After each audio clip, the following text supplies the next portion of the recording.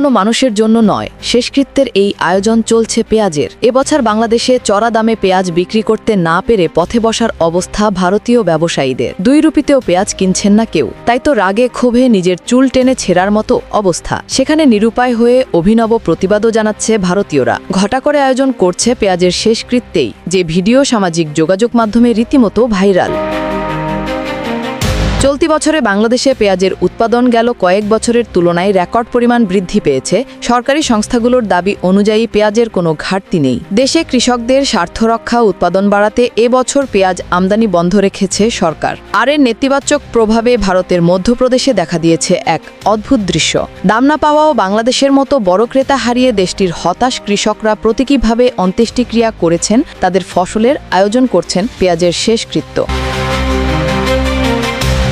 বাংলাদেশের কৃষকের ঘরে যখন নতুন দেশি পেঁয়াজের স্বস্তির হাওয়া, তখন দেশের সীমান্ত পেরিয়ে ভারতে চলছে এক ভয়াবহ বিপর্যয়। মধ্যপ্রদেশের মন্দসর জেলায় পেঁয়াজের দাম নেমেছে ঐতিহাসিক সর্বনিম্নে। কেজি প্রতি মাত্র 2 রুপিতেও মিলছে না ক্রেতা। প্রতিবাদে কৃষকরা রাস্তায় ফেলছেন পেঁয়াজের বস্তা, এমনকি পালন করছেন প্রতীকী শেষকৃত্য। তাদের অভিযোগ, বাংলাদেশের রপ্তানি বন্ধ হয়ে যাওয়ায় বাজারে অতিরিক্ত সরবরাহ তৈরি হয়েছে, আর তাতেই পেঁয়াজের এই দরপতন।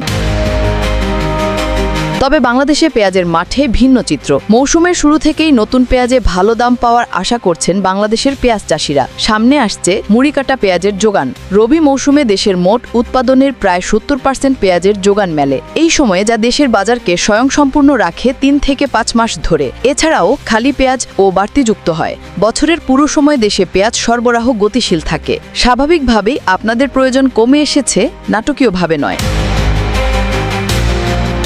ভারতীয় সংবাদ মাধ্যম ইকোনমিক টাইমস ও এনডিটিভি জানাচ্ছে, বাংলাদেশ আগে ভারতের মোট পেঁয়াজ রপ্তানির প্রায় 1/3, কিন্তু এবার সেই দরজা বন্ধ।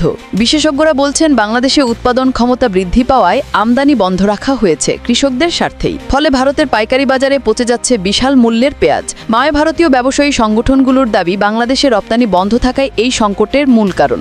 অন্যদিকে বাংলাদেশের কৃষক এখন অনেকটাই নিশ্চিত, দেশীয় উৎপাদনে অভ্যন্তরীণ চাহিদা মিটিয়ে বাজার স্থিতিশীল রাখা সম্ভব হচ্ছে। তবে বাংলাদেশের সাফল্যের বিপরীতে ভারতের কৃষকের কান্না। পেঁয়াজ ঘিরে 2 দেশের এই বৈপরীত্য জন্য কৃষি নীতিরও এক বাস্তব প্রতিচ্ছবি। পেঁয়াজের শেষকৃত্য আসলে কৃষকের দুঃখের প্রতীক বলে মনে করছেন নেটিজেনরা।